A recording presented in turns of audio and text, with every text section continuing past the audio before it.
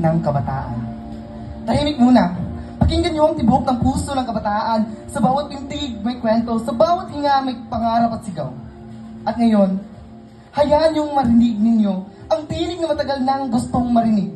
Hoy, hoy, nakikinig ka ba? Kami ang kabataang maliit man sa mataan niyo, pero ang puso kami namin puno ng pangarap na kay tagal nang sumuko. Kami ang naglalaro sa ilalim ng araw. Kami ang tumatawa kahit may bagyo sa paligid. Kami ang bumabangon kahit madapa. Oo, kahit madapa.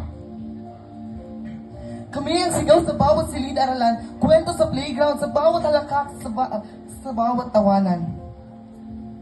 Bawat araw may bagong laban.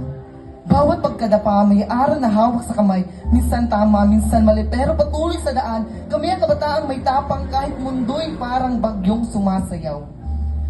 May pangarap kami, malaki at makulay. Guro, doktor, leader ng bayan, kahit anong trabahong malay. Hindi kami perpekto, minsan natatakot, minsan naliligaw. Pero bawat hakbang sa kinabukasan ay patuloy na sumasubok.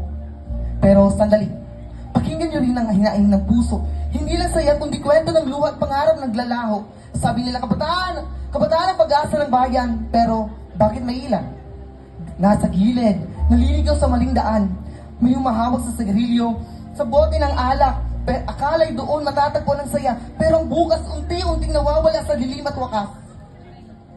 May ilang batang buntis, responsibilidad sa murang edad, mga pangarap na napuputol, mga ngiti na babalot ng lungkot at pangamba.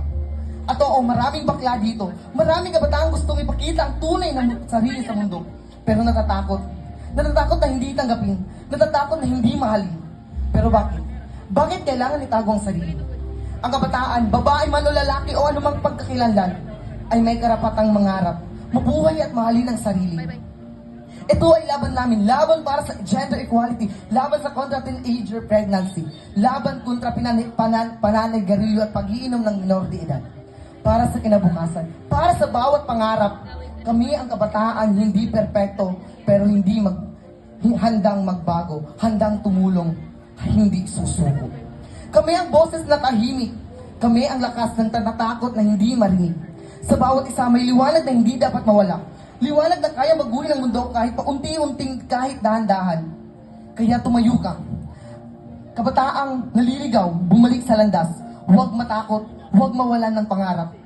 Piliin mong mangarap, piliin mong mabuhay ng tama. Piliin mong palagalang sarili mo at kinabukasan mo. At kung may isang bagay kang dapat tandaan, hindi ka nag-iisa, hindi ka huli. Ang kwento mo ay hindi patapos. Ikaw ay mahalaga, ikaw ay may halaga. Ikaw ay may liwanag na kayang magbago ng mundo. Hawakan mo ang pangarap mo at huwag mo itong bibitawan. Dahil balang araw, ang maliit mong hakbang ngayon ang magiging daan ng mas maliwanag na bukas. Kami ang kabataang hindi lang pag-asa ng bayan. Kami ang tibok ng kasalukuyan. Kami ang pintig ng at kinabukasan. Kami ang tinig na sana'y tumatak sa inyong puso at mananatili sa inyong alaala na sa bawat kabataan may liwanag na hindi kailanman mapapatay. And I